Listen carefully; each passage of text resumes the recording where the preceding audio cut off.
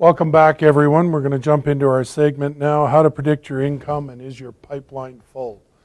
And it's just, you use the analogy of the guy running to the lake with the buckets and runs back and fills it. Or do you just put that pipeline in that slowly drips stuff out of the end? And that's the best and most efficient way.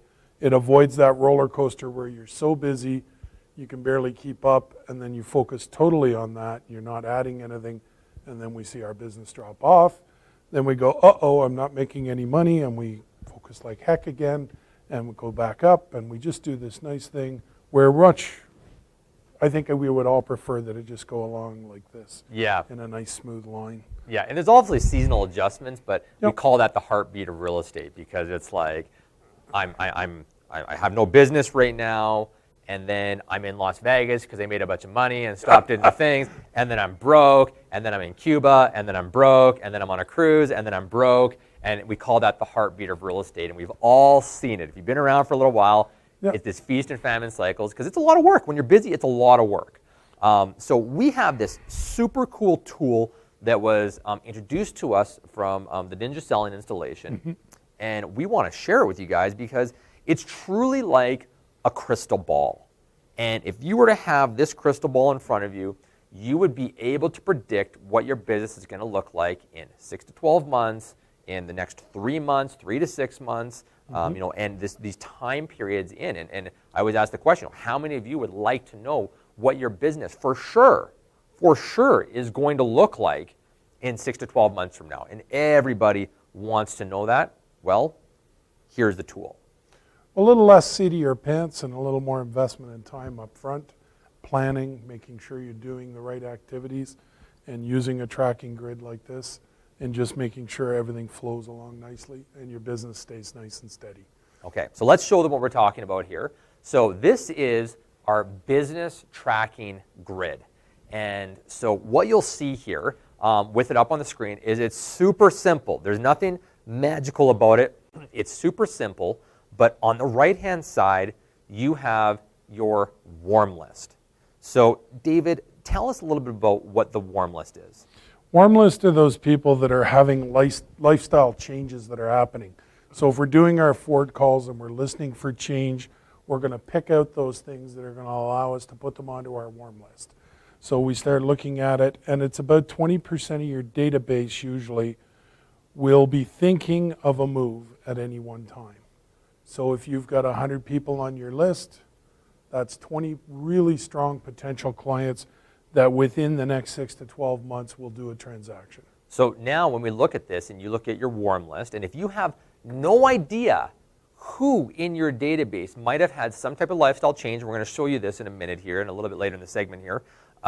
If you have no idea and no one's on there, like, I don't know, like I haven't been in touch with anybody, I know that your 6 to 12 month income is probably going to be zero. Yep. Because you have not been in touch with these people, you have not engaged with these people. So if you just look at the standpoint of getting in touch, being top of mind, people know, like, and trust you, you can predict your income. So right now, nobody's on your warm list. Maybe you haven't met anybody else at an open house or something like that. Because it's another thing. You talk to someone at an open house, they're like, yeah, we kind of came in, we're interested, set up with an auto search. Well, now that's on your warm list as well. Those people are on your warm list. So that's great. So this is your 6 to 12 month income. Let's take a look at the next category here. So the next column that you'll see on the spreadsheet is called the hot list. So David, what is the hot list? So these are the people that were thinking and are now moving into the active process of either selling or buying. So you've actually put together and you have their property listed, or you have them under a buyer brokerage agreement and you're actively seeking a home, and they're going to move quite quickly into the next category that we like, which of course will be under contract. So they've actually completed the transaction and we're waiting for a close. But these are the people that are in your 3 to 6 month. When we look right now, average days on market, about 60 days. So you're looking, anywhere from 45 to 90 for somebody with a listing for it to sell, and then it's got to close. So your income is anywhere from 60 to 120 days away. Yep. But at least we know there's a very good chance it's going to come. We all know 75% is the average of listings that sell. Good, strong buyers, if you've used things like our 10-step buyers process and you're actively reducing the number of your showings from maybe doing 15, 20, 25 to where they're getting frustrated because they're not finding the house, and now you're showing them 5 to 10, getting the right property, getting it under contract, and moving forward with them. Perfect. And I love this because if you're brand new to the industry, and you start with 0 on there, but you have hopefully get your warm list as full as possible to start off. Now you know your 6 to 12 month income, but you look and your hot list is empty, and so now you're like, oh gosh, like I don't have anybody in the 3 to 6 month realm, which means I'm going to have some financial troubles, moving into that. So you need to make sure that you're keeping in touch with your warm list, because then people start shaking out, moving into the hot list, and they go to the next category. Now, once they're in the hot list, a deal comes, an offer gets written, and they move to the next category, which is under contract. Yes. So David, pretty self-explanatory. Why don't you take us through the next 2? Okay, so when we're under contract, obviously we've been actively looking, or we've got the listing and we've been moving it. We now have it conditionally sold and then gone to firm. Conditions are removed, and we're sitting waiting for closing date. And then we move to a realtor's favorite one and the client's favorite one, and that's our closed files. So we've come to possession days, whether it's a buyer or a seller, the deal's done. We know, because of the way we pay out, usually with our listings, you're looking at about 4 business days to get paid, and of course with a buyer, up to 10 business days, depending on the cooperating brokerage. But though once you move under contract to firm, you can almost guarantee within 3 or 4 days time frame of when you're physically going to receive that payment. That's right. Which is our ka-ching day, our favorite day. We want to celebrate a little bit with our clients, and then we're going to move them back around, right back into our follow-up system. Yeah. So that in 3 to 5 years, when they do their next deal, working them for referrals, who do they know that wants to share that great experience they just had, so that we can move someone they know where, right back to the warm list and start the cycle over again. Perfect. Love it. And where to find this really quickly, if you guys are wondering, like, hey, how do I get a copy of this? If you go into your virtual office in the professional development section, under the article and documents, you're going to see some Ninja Docs there. You'll also see the bachelor program. So in the Ninja Docs, you'll see it. It's just called Business Tracking Grid, or it's under Business Tracking Forms. And the bachelor program as well, you can find it under the tracking forms. We have this posted in a few different places. It's such a great tool. So again, under professional development on the virtual office, in the article and documents place, and you can go ahead and have a look at it. So what I want to do right now is let's talk a bit on how to use this. So looking at the grid again, if we can throw it up on there one more time, a common mistake that people make, especially if you don't have a ton of business. Now, experienced realtors, what often happens, and this is how the heartbeat of real estate works, is that you have a bunch of clients that now got put on your hot list. And you are busy. You're busy as hell. You're out showing properties. You have listings. You might have some closings come up. And as a result, your day-to-day calls fall off. The business generation activities fall off because, well, I can't do this stuff. I have a home inspection I have to attend, or I have showings. I'm not going to do an open house today because I got clients that want to see properties. That's more productive of my income. Well, that's okay. But as you take someone from your warm list and move them over to the hot list, you have a gap. And you have a gap in your 6 to 12 month income.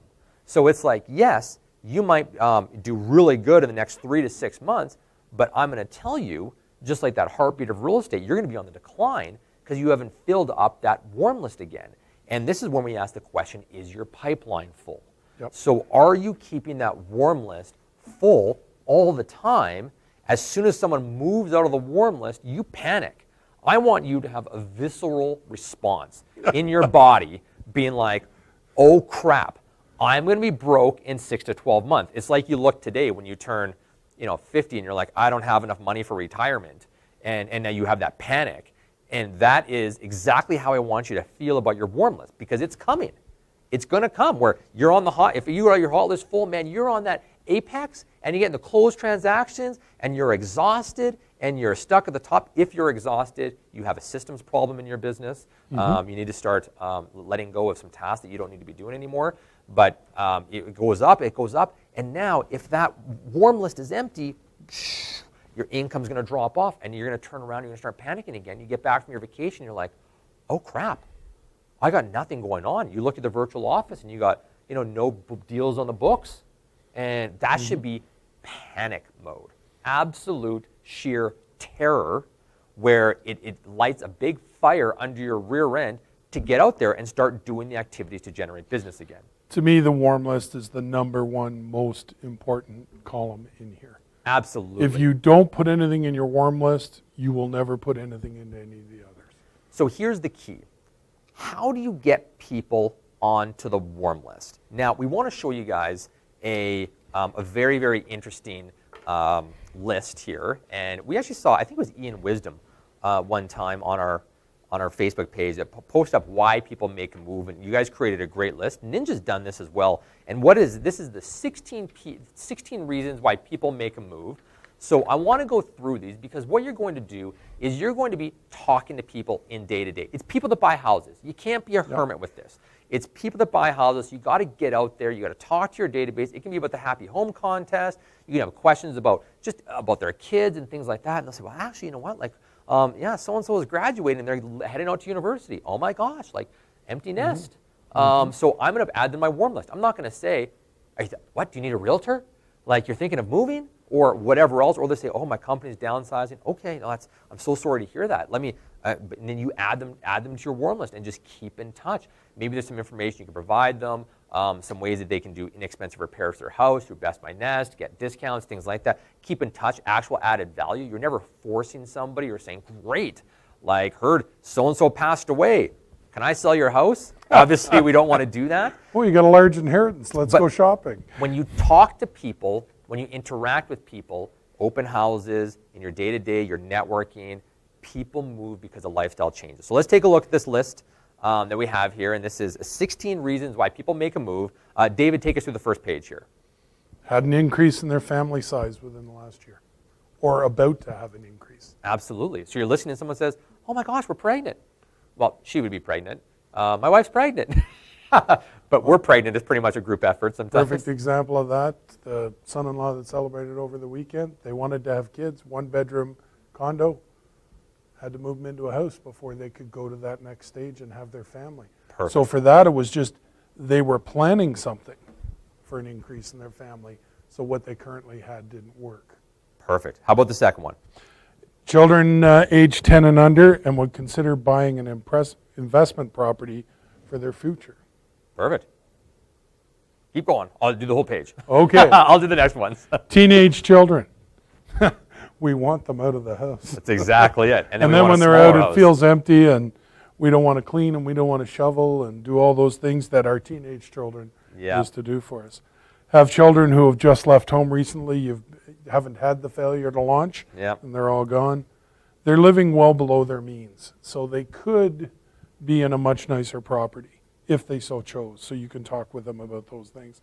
They've lived in their same house for 7 years or more. Yeah. Our average move time is once every 8 years in Alberta.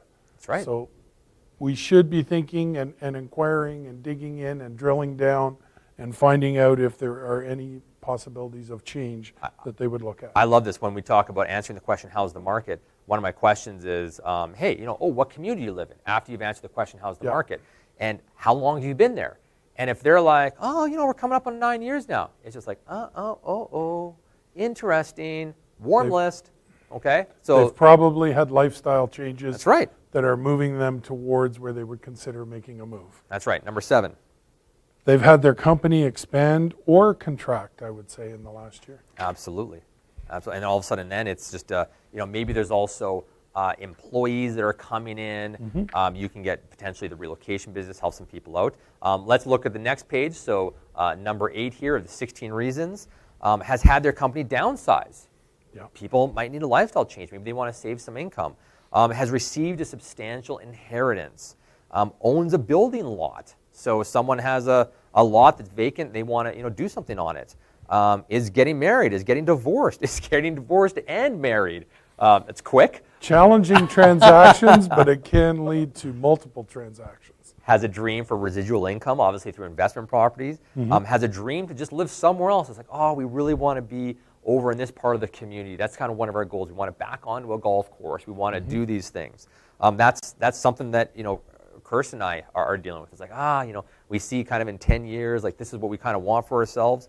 Has has a commute over X amount of hours per day. I know as someone that used to live in Cochrane and got tired of that massive commute, both of them, every day, and they went and they bought like 6 minutes from their office. And it's so perfect because I was telling people on CR Live, I was saying, we are this category. We are looking for it. And one day I came home about 3 months later and I was just like, I'm done. I'm done with the commute and we are moving. And if I was someone and I had a realtor who was keeping in touch with me and invited me to be on the Happy Home contest and various other things, and they were top of mind with me, then I would have made that change. Well, and to me, the interesting thing was what was the driver that moved you to Cochrane was the lifestyle you wanted, going to the mountains, everything else. And then when you moved in and you realized for the number of times we go out there, we're much further off moving back in and gaining so much more time. You got it. So if somebody had been listening for change, they get a transaction when you moved out there, you sold a place Absolutely. here. Now you had to list and sell, they buy. You were an awesome client. You're a 5 deal. You're an annuity. And it's so funny. And it's so funny. I was looking at it because number 5 was living below their means. Yep. And so it's like we're living below our means. You know, 2 of us, dual income, living in a 2-bedroom condo. And then we had it where all of a sudden we had this dream to live closer to the mountains. And now it's like, okay, well, let's go out there. Plus, we wanted to still live below our means, so more value out in Cochrane per square foot and things like that. Got out there and loved the scenery, loved the golf, things like that. And then all of a sudden, our commute was increased. We are the living example. My parents, everyone's a living example because people move for lifestyle changes. This is universal. So here's the key. So you're out there interacting with people. And the only way you find out about these is if you're out there interacting with people. Absolutely. So even web leads and things like that, when you're talking to them, trying to find out what kind of lifestyle changes they want. But those, even though they're 6 to 18 months out, sometimes they can go on your warm list. If they're just like, I was just curious, we bought a house just down the block, and they might not go on your warm list right away. But the key is this. Every single day, you have this spreadsheet, you have this grid. You have to focus on your warm and your hot list daily. Every single day, you figure out how you're going to add value. But Lindsay, who do I invite to the Happy Home contest? Your warm list. It's your warm list. Who am I inviting to the picnic? It's your warm list. Who am I sending out cards to? It's your warm list. Absolutely. And you're contacting everybody else just to be in touch, just to be a nice person and listen for change. You're asking for questions. How's the family? How's your job? Ford. Yeah, friends, occupation, recreation, dreams. It's not just paying lip service. You discover by asking what's going on in their life. And then you're listening, for change. You got it. Use this sheet. Understanding what your clients do in their lifestyle, everything else will always trigger moves. And if I were to approach any one of you right now, and we were to sit down, and we were to go through, and you were to fill this in for me, I would be able to predict your income in the next 6 to 12 months, or in the next 1 to 3 months, the next 3 to 6 months, and the next 6 to 12 months. That's how powerful this tool is. So use that in your business, and you should have sheer terror right now if this isn't if your warm list isn't full, and you need to figure out how you're going to interact with people and learning more about them. And I'm not saying that people are going to do a transaction tomorrow. I know we all want that, and every once in a while somebody will, but you need to build the pipeline in order for this to start producing the water and have the water flow. And when you get that bolt out of the blue client that just seemed to drop like manna from heaven, that's exactly what it was. It's like winning the lottery. Yes. You didn't do anything to generate it except probably do a really good transaction 5 or 6 years ago, but don't depend on those. Yeah, exactly. Those They're are just gravy. Bonus. You can't build your business based off of dumbass luck. No, there are a few realtors who try. That's right. It doesn't seem to work out real well. Cool. Awesome. Okay, well that's our segment on that, predicting your income. Remember, you can go into the virtual office in the professional development section in order to find that document. And we're going to be back talking a little bit more about the top 7 things you need to do in your business. So stick with us.